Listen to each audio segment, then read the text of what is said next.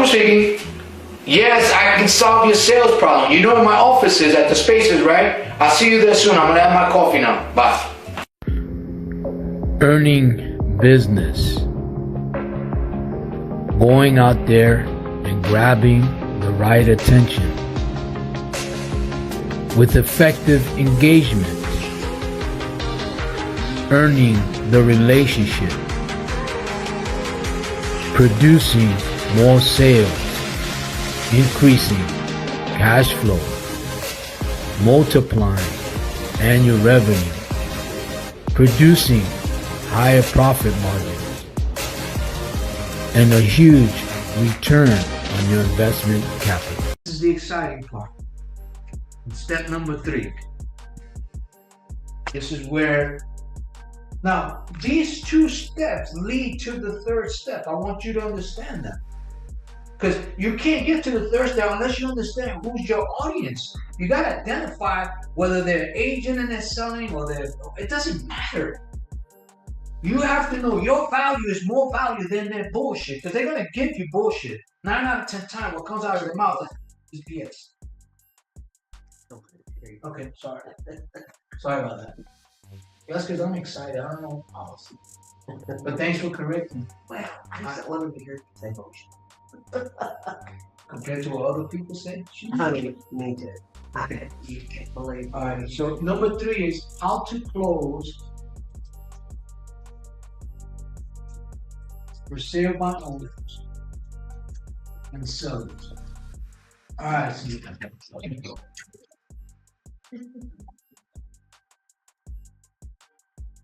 even the board is too excited. I was gonna try to put that, but that can't fall down. Okay, who wants to take a crack at this? No one, based on the 2 steps. How to close them? Yeah. Okay. That's not a fair question. Well, it is, but it's not. Okay. Remember I told you they're opening the body and the close? Okay. Remember the straight line method? All of that's included. Okay. But let's go into this. First, the objective, number 1 is the initial call or contact, right? Okay. What is the goal for the initial call? Appointment. Okay, Celeste? I have to agree with Mr. Lee. Okay. For me, it's getting the contract. That's just my attitude, right? But 9 out of 10 times going to be a follow-up call. But the purpose of the initial call, because every cold call I get, I'm getting an appointment, right? But her and I spoke about, I have a strategy to get your contact before you even get there. So when you get there, they already agreed to commission or whatever. So I'm going to go above and beyond that, okay? So the first thing is to schedule a follow-up, right? Schedule follow-up, right? Yes. So what's the second call? Would it be the follow-up? Okay, I just gave you the answer. That's exactly what I'm saying. I don't see the difference in an appointment and a follow-up. Because I call and then I do the appointment. My appointment's my follow-up. I don't want to make another call. Right. It's how you use your value. Mm-hmm. Right? So, for example, the other day a guy said, so what is it that you do, boss? If I tell you, you won't believe me. Jody hired me to cold call you. She's too busy. That's damn true. Right? I said, but I've been involved in real estate deals, but not at this level. What do you mean not at this level? I've been involved in $50 to $100 million real estate deals. Now, if I told you that from the beginning, you won't believe me, right? But I had to give you some value, right? Does that make sense? And that's the mindset. So what's the purpose of the follow-up call? So that's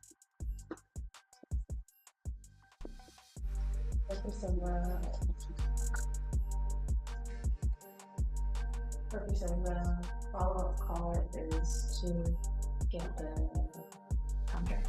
yes. Get the agreement, right? Now, okay, if the purpose of the follow-up call is to get the contract, what is your strategy to get the contract? You understand? That's where your weakness is right now. That's it. Where? In the closing Push. Yeah, you first of all, you're not using your value to your advantage. And we're gonna work on that.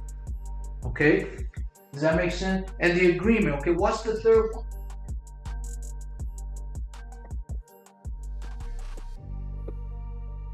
Just sell the property.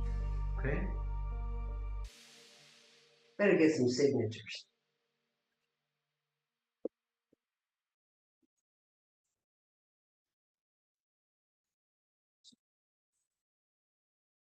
Condition. Well, this is all together. The strategy. Now, I do this all in the first call. The only thing I haven't done is talk about commission.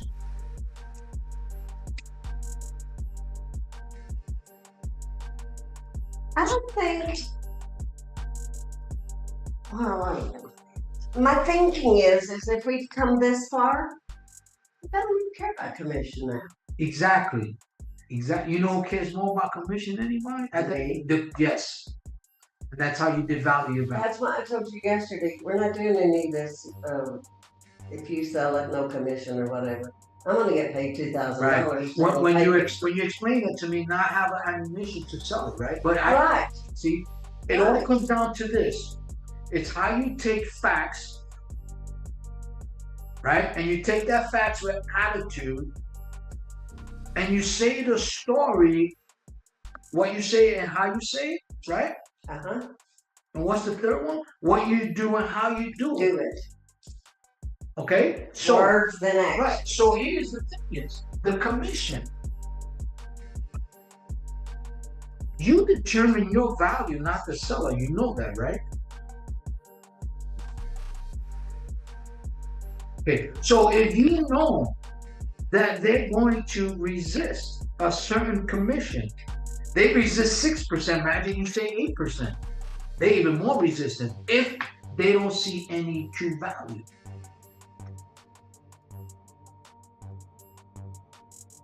Does that make sense? What do you think? You think you're worth more than 6? So let's. You believe that? Okay. How about you, Ms. Dillon? I know I am. Okay. Yeah, we all know. So if we believe something, why don't we go for it? Do we really believe it? Or is it just talk? No, we just put obstacles in our way. Yes. As you say. Yes. And who's the obstacle? You. We are. We individually, right? Absolutely. Why are we afraid to ask for something? What's the worst thing that can happen? We get told. Tell me no. We get told no for 2%, right? All they can do is tell me no. Remember we say that. Does that make sense? Okay, so I have a rebuttal for the commission. I won't go into it right now, but I want to talk about the strategy, how I'm going to help you guys get commission. And then you tell me if you approve it, and we talk a little bit about it. Then, and if there are any questions left? No, sir. Is it helpful? Yes, sir. Okay. You okay? Yeah. Okay. All right. Because you haven't told me I'm not No manners. no manners. I missed that, you know.